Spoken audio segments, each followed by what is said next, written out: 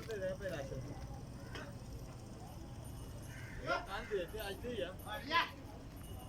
ਕੱਲ ਤੇ ਅੱਜ ਸ਼ਾਮ ਨੂੰ ਸਾਰੇ ਮੈਂ ਆਮਾ ਸ਼ਾਮ ਨਹੀਂ ਨਹੀਂ ਆਪਾਂ ਦੇ ਭਾਣਾ